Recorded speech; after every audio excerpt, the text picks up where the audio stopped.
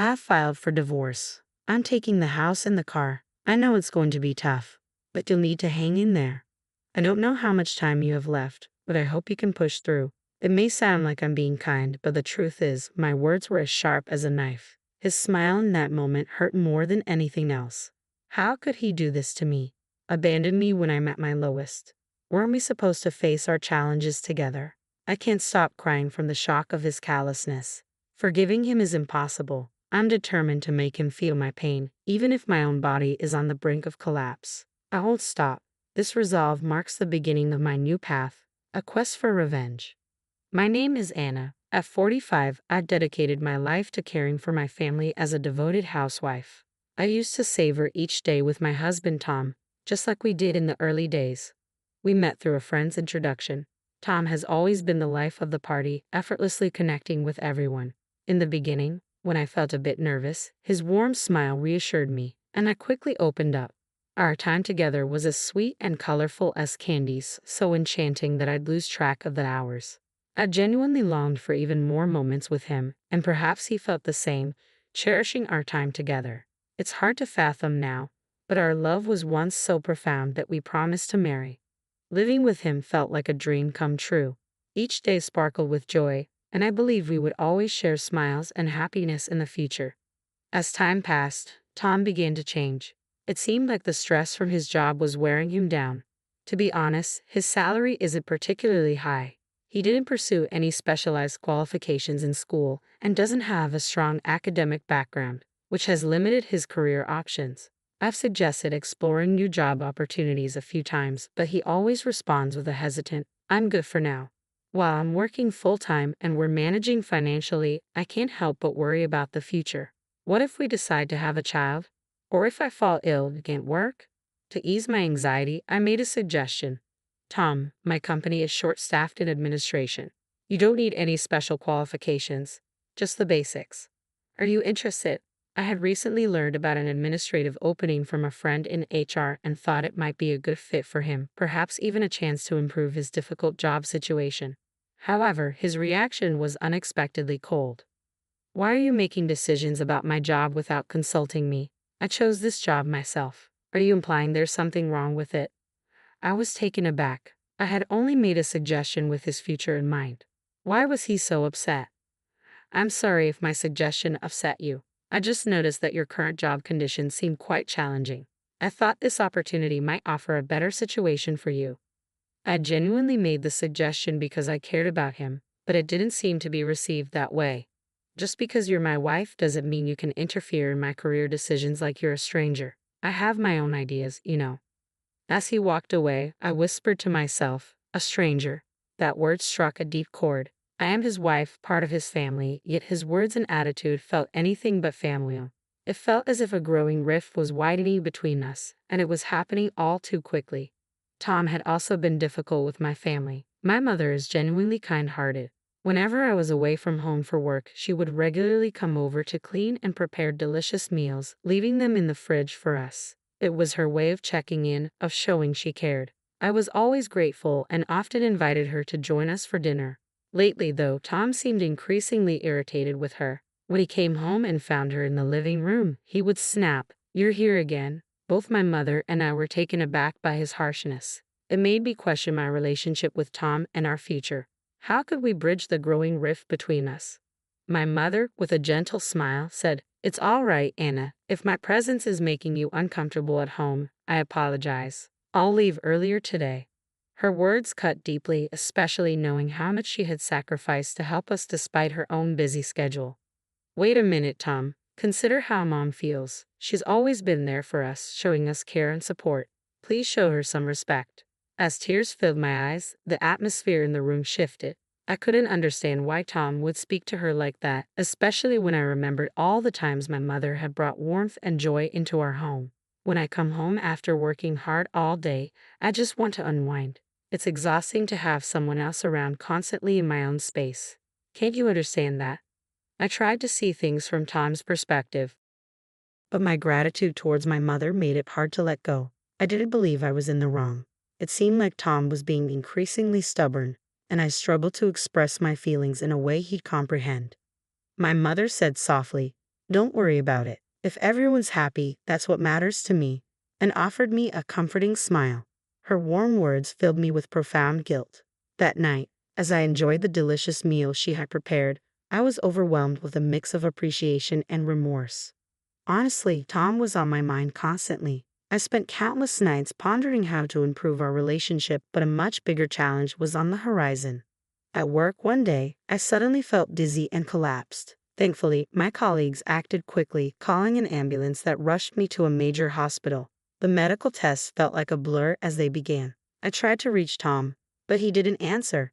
Then came the diagnosis: cancer. Fortunately, it was caught early, and with the right treatment, I was told I would be okay. Still, knowing that cancer treatments could be grueling, I prepared myself for the long and difficult road ahead. I told Tom about my cancer diagnosis and hospitalization, but his reaction was nonchalant, leaving me feeling isolated. Despite his indifference, I resolved to concentrate on my treatment, convinced that moving forward was the only path.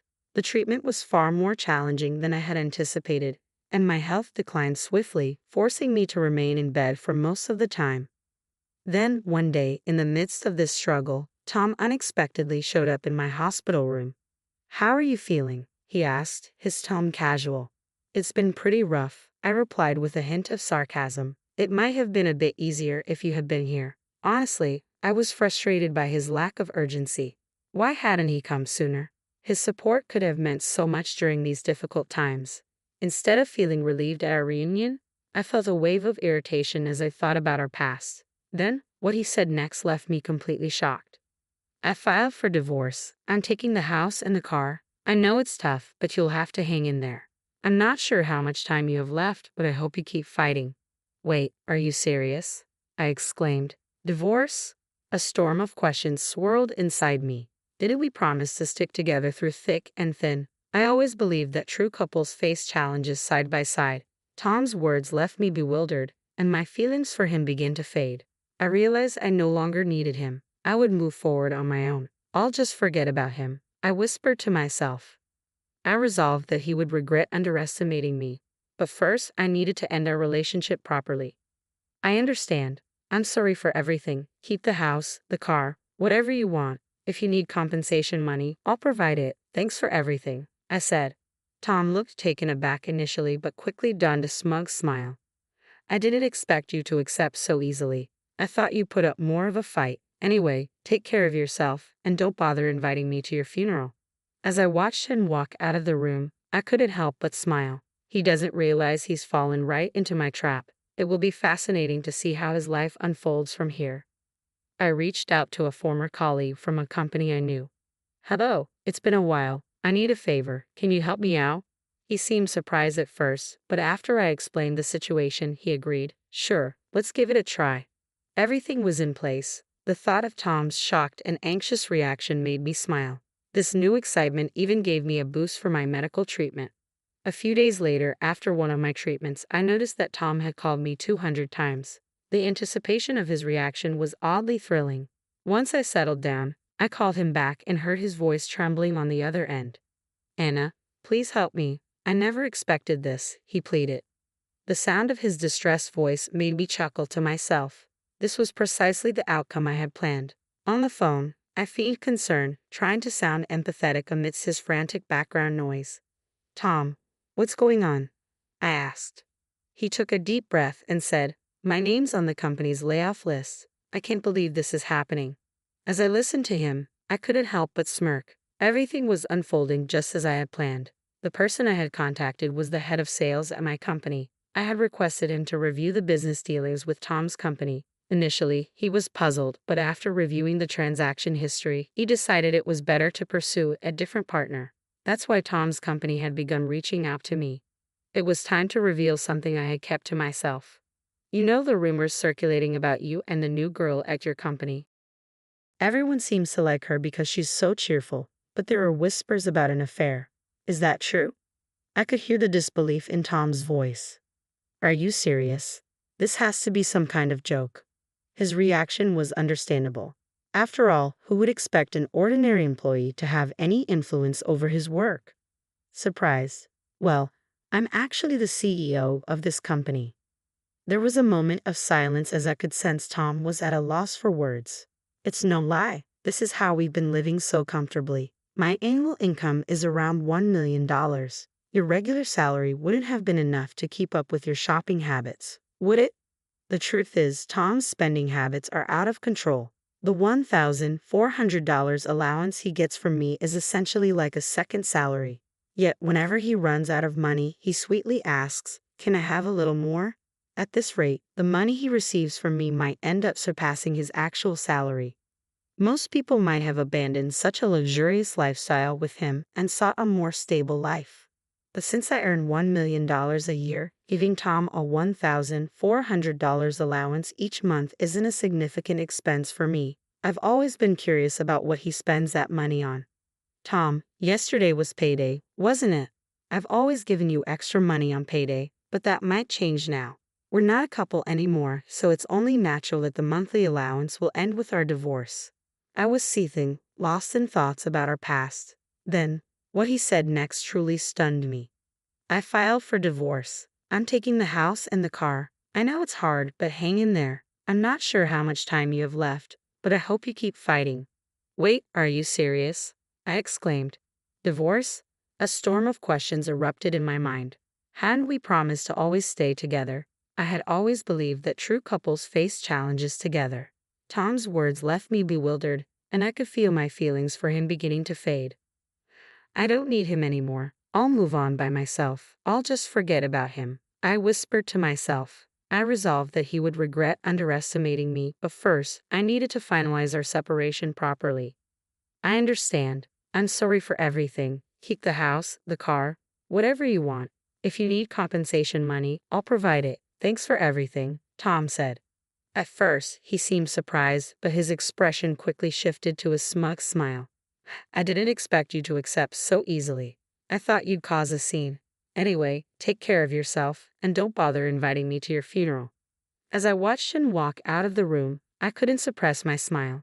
He had no idea he had walked straight into my trap. I was curious to see how his life would unravel from here. I called a colleague from a company I knew.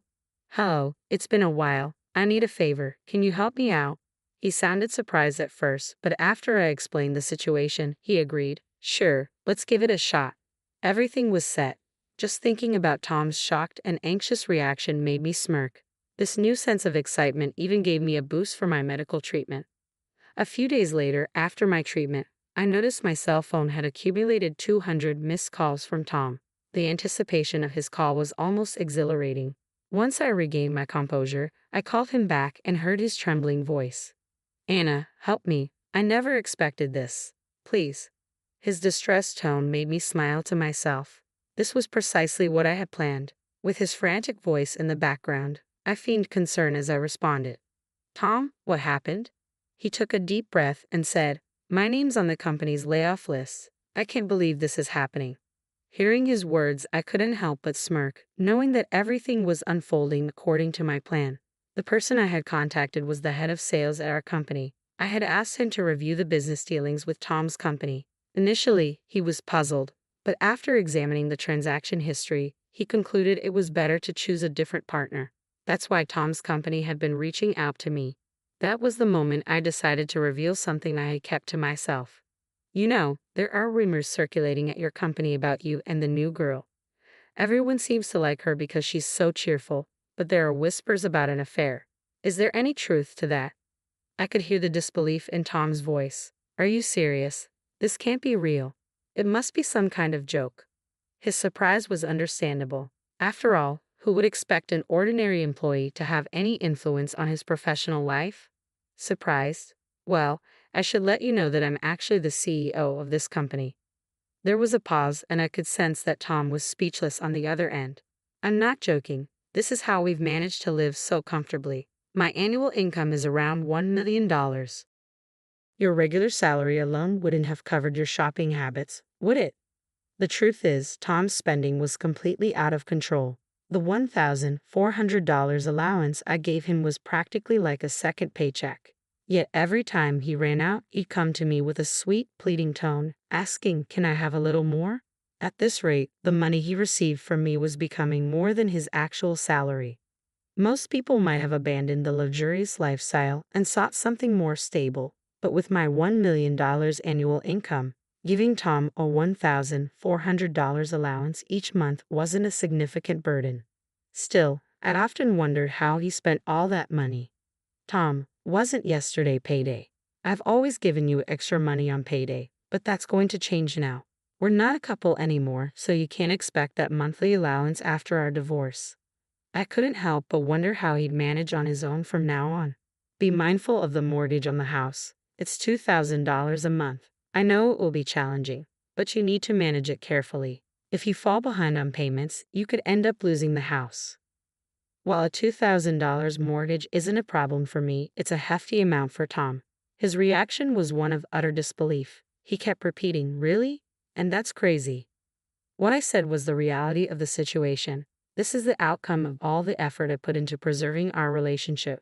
Yet Tom took advantage of me and focused solely on his own desires while I was by his side. Maybe now it's time for him to face the repercussions of his choices. Why did it have to come to this? I've been laid off, and now I'm scrambling to figure out how to make ends meet. How am I going to pay the rent this month? His voice was filled with despair, clearly overwhelmed and uncertain about his next steps. If I were in his shoes, envisioning a brighter future would be nearly impossible. It must be a bewildering and stressful situation, but this is the result of his own past behavior. Had he shown genuine respect and care for me and my family, we wouldn't be in this predicament. The troubles he's facing are a direct consequence of his own choices. Tom stayed silent, perhaps at a loss for words. I felt a mix of pity and satisfaction. Is that all? Can I hang up now? Suddenly, his voice took on a desperate tone. Wait, can we reconsider our relationship one more time? I know this might sound selfish, but I've come to realize just how important you were to me. The thought of starting over with him made my heart race. After all the pain he had caused, the idea of going back felt overwhelming. He took a deep breath, trying to steady himself. I know I've been reckless lately, and I'm truly sorry I couldn't visit you more in the hospital. Once you're better, I'd like us to go somewhere peaceful and have a relaxing time together. I want to see your smile again. His words stirred up a wave of nostalgia, reminding me of what he said the day he proposed. If we're together, every day will be filled with laughter.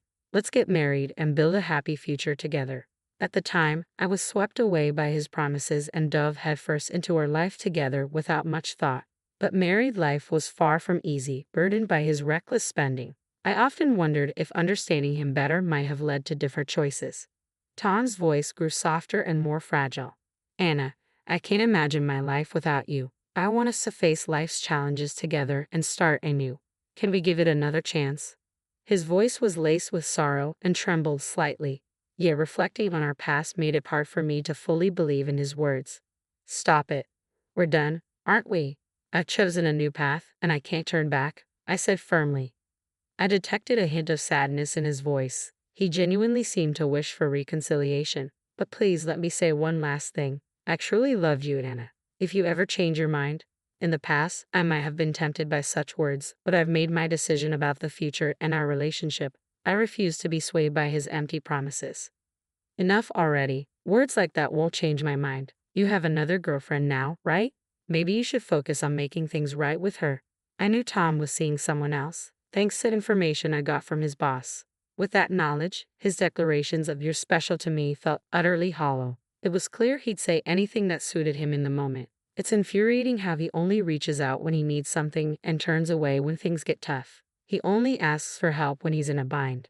We can't be together anymore. Focus on spending quality time with her. Forget about me. I won't be reaching out. If there's anything you need, contact my lawyer. Take care of yourself, Anna. Please reconsider. I can't bear the thought of living without you. You're the only one who believes in me. His words seemed sincere, but letting him go might mean his life becomes even harder. That's his choice to make. I have my own life to focus on and move forward with. Tom, I need you to move on and start standing on your own 2 feet. I ended the call and updated my settings to block any further contact from him. My lawyer informed me that Tom was persistently trying to reach me, but my decision was final, so the lawyer honored it and withheld my details. To my surprise, my lawyer suggested pursuing a claim for damages. Initially, I hadn't considered it, but it seemed like a potential way to secure compensation. I knew Tom and his new partner weren't financially stable. There were rumors about Tom's significant debts and his struggle to repay them. After investigating his partner, I discovered she was also facing financial troubles and had fled from them. Her family was outraged and had her working hard at home to make up for her missteps. Every action has its consequences, and it seems they are now facing theirs.